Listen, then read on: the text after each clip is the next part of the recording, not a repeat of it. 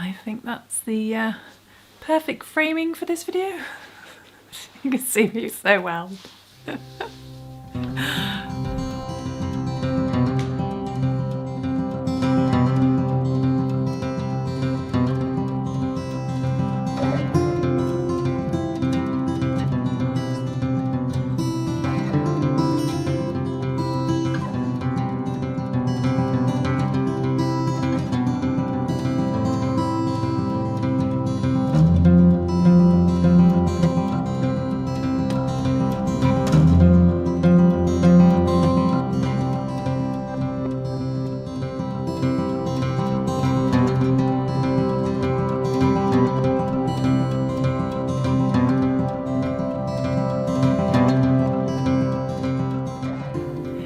I always wonder how many takes other YouTubers do before they actually start their videos.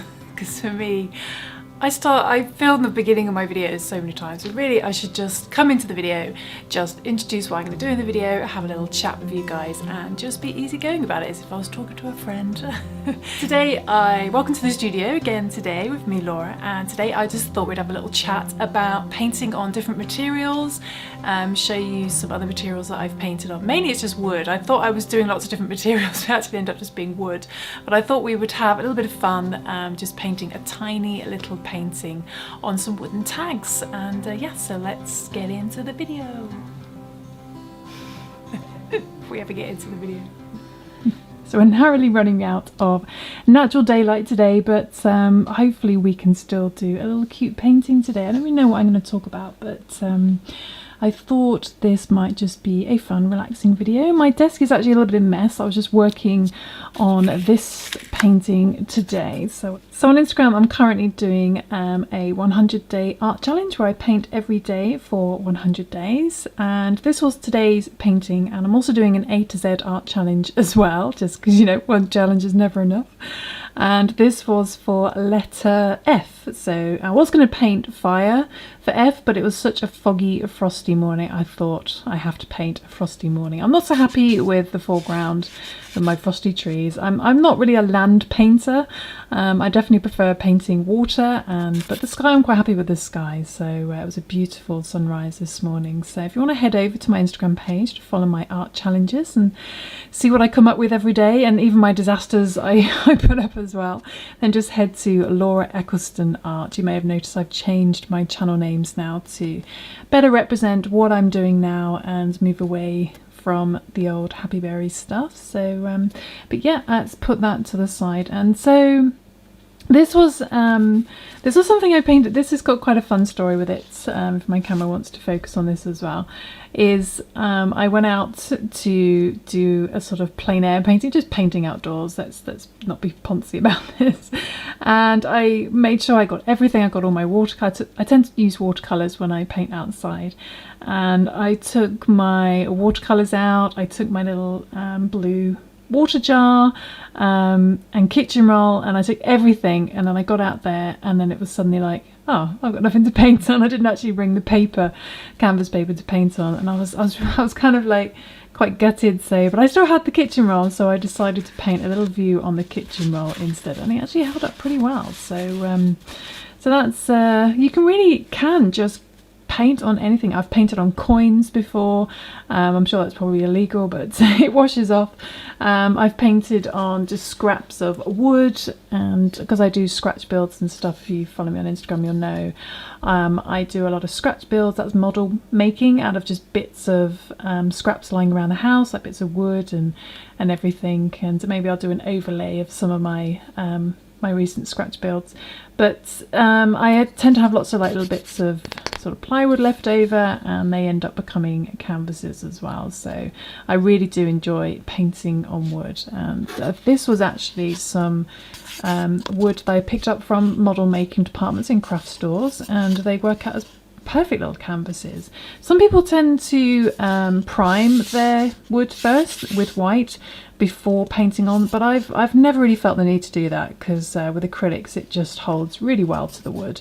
And this is quite an old painting now, a little water project that I did. And again, this was some wood, like old chipboard wood I had in the garage. And you can tell I've cut this because my DIY skills are pretty bad.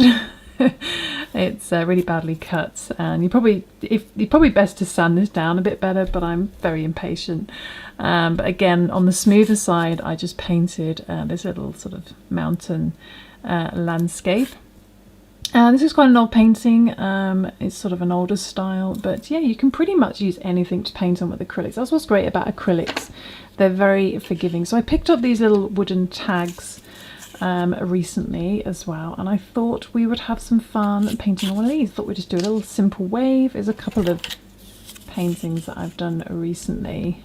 The little beach scene that I did, and this little wave here. So I thought I'd paint this little wave today and give you a few tips on how to get the fundamentals of a wave. So let's give that a try, shall we? Let's zoom in and try and tidy up my desk a little bit. So see where we go.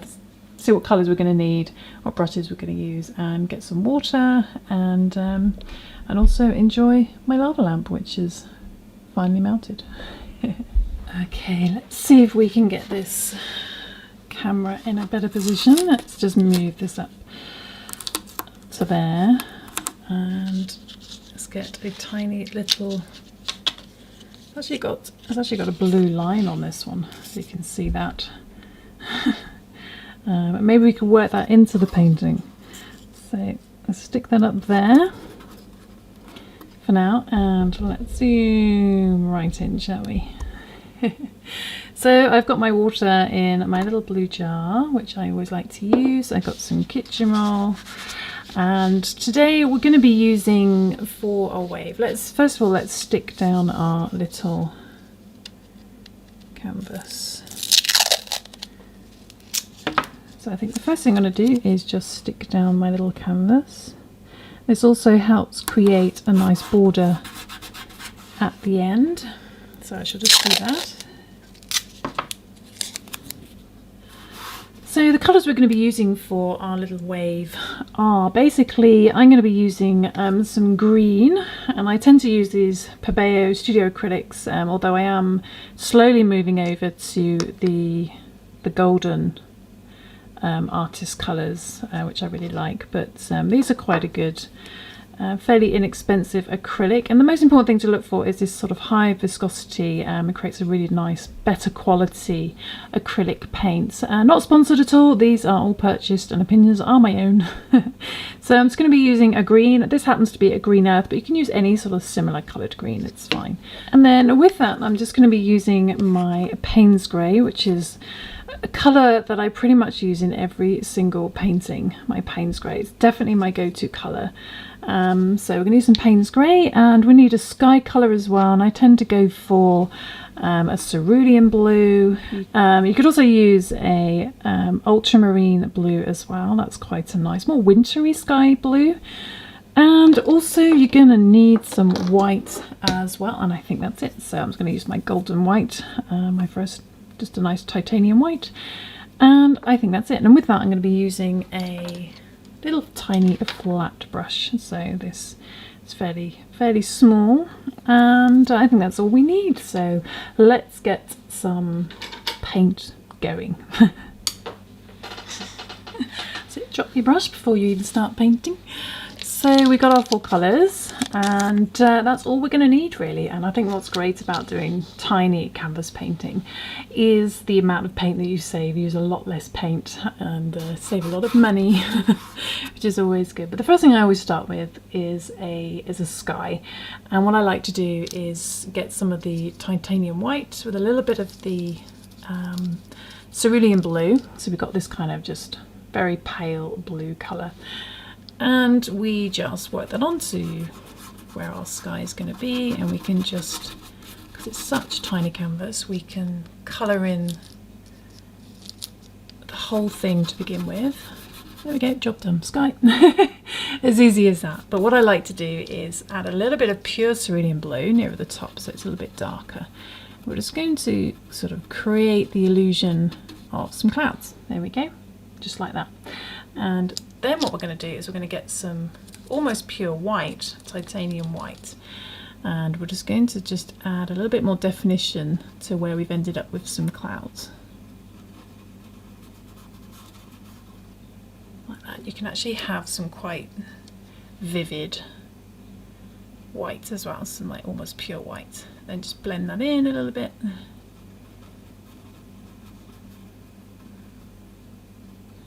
Here we go. And that's our little sky done. Just like that. And then we're going to move on to the wave now. With a wave, so this is a wave that's close up, as if we were surfing and we were waiting for the wave to come towards us before we started surfing. I don't know how to surf, but imagine you're in the ocean and you're seeing the waves coming over you, and you've got to get through the wave and to catch the wave. And so quite a close-up of the wave. And we're going to start off with some of the Payne's grey mixed with the green to get this dark, you see this darker bit at the top. So the very top of the wave's got this very thin line of a darker colour. So we're going to take the Payne's grey, which is the darker blue, mixed with that green, that sort of earthy green, to get a kind of a dark greeny blue, which you can't really see there, but let's put it on the canvas. I'm going to do it at a bit of an angle, so like this. And there we go. And we can add a little bit of that down at the bottom as well, just down here at the bottom of the wave. Just be quite easy about it. Then what we're going to do is we're going to take some of the green and mix it with the white to get a very pale green.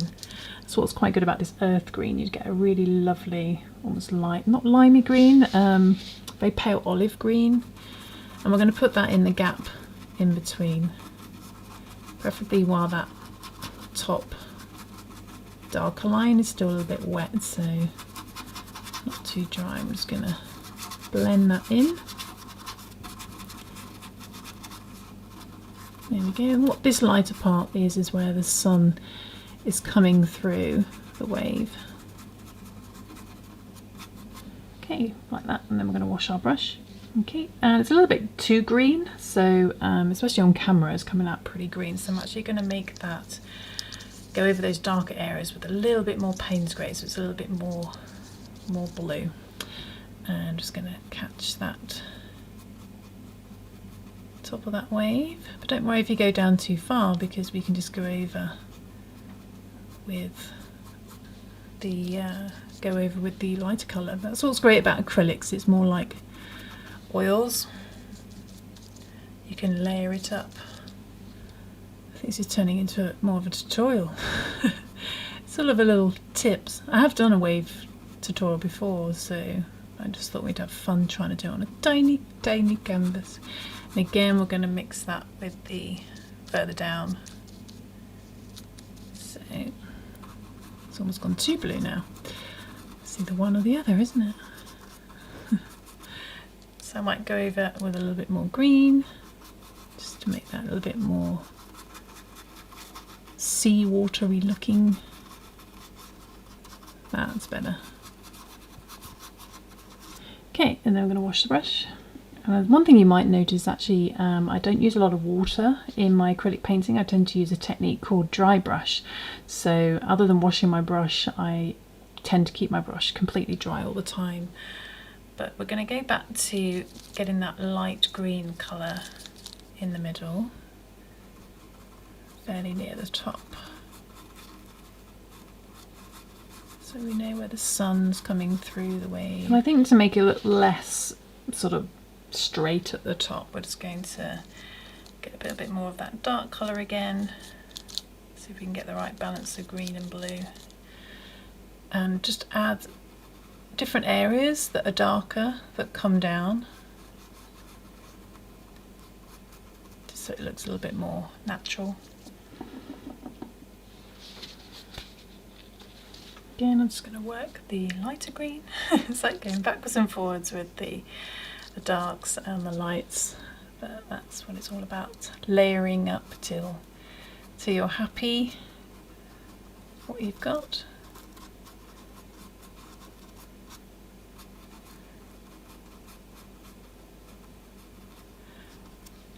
I think that's passable. And I think what we will do now is just wash our brush, and we're going to go back to our sky blue colour, because once the wave gets more flatter and more calm, it starts to reflect the sky. So we want to bring back our sky blue colour mixed with the white. And you may want to just add a little touch of Payne's grey as well, and we're going to colour that in down the bottom. Just blending that up in the same direction our wave is going.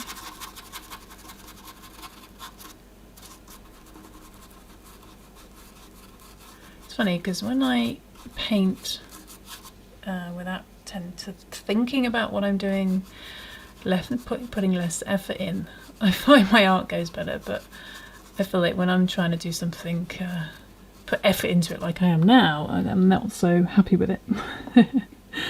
But there we go, there is our little wave. I'm just going to add a little bit more of the dark Payne's grey and the green again, and just bring that down here. Just don't feel like it's dark enough.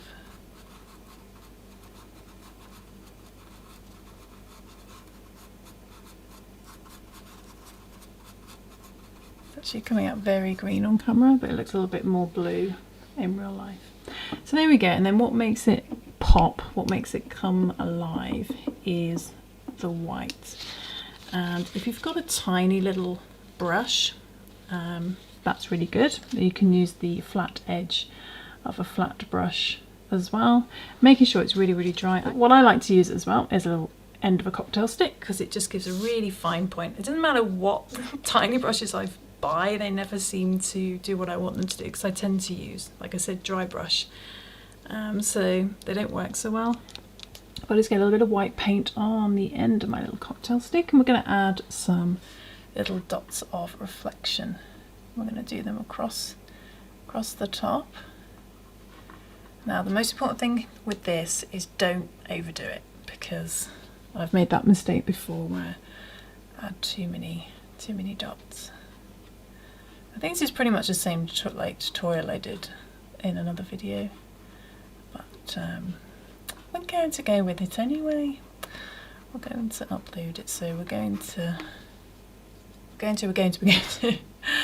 just add some like little white reflections and add a few down below as well. I think what I might do is actually tone that down a bit, because on camera it's come out really, really quite it looks really bad on camera.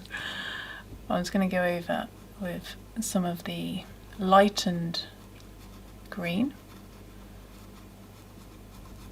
Now the paint's a bit dry, it's actually a bit easier to paint on. It's funny because a lot of people say they struggle with acrylics because it dries so quickly. I often find that I'm often waiting for it to dry. Just going backwards and forwards with what I'm doing. It's all beginning to go wrong. I think this is, I don't think you want to follow this tutorial really. I think I'm getting really fussy.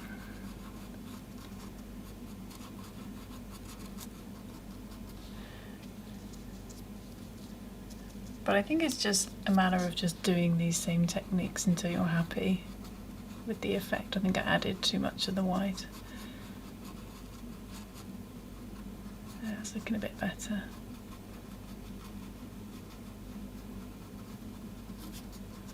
There's our little wave. I think that'll do. I think it looks okay. It's passable. But let's take the tape off, see what we end up with. It's not quite like my other one. I prefer my other one. Let's take the tape off and let's see what we end up with. I shouldn't have to hairdryer it this time because it's just wood, so let's peel off the tape. I often find sometimes that doing this with the tape on a painting and then taking it off actually can improve a painting. The ones that I've not been completely satisfied with, I've taken the tape off and thought, oh, it's alright, it's not so bad. But it's a cute little wave.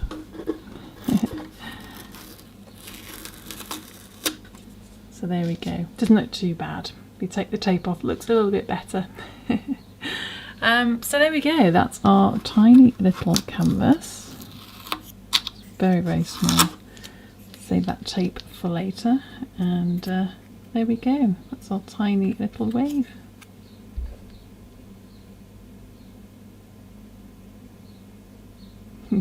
If we zoom out, you can see just how small it is. So I think that's it for today. I think we are pretty much running out of daylight outside and it's still really foggy and frosty. But I hope you enjoyed this video. Maybe it didn't go completely to plan, but I hope it's given you some tips on how to paint a wave. Like I said, I've done another proper sort of video on how to paint a wave, which kind of goes over the same sort of tips, but maybe in another video we could look at clouds and skies and things, and I've got a few vlog ideas coming up soon as well, and a few more time-lapse stories if you fancy those. But until then, I'll see you soon for some more arty creative fun. Thanks for watching. Bye.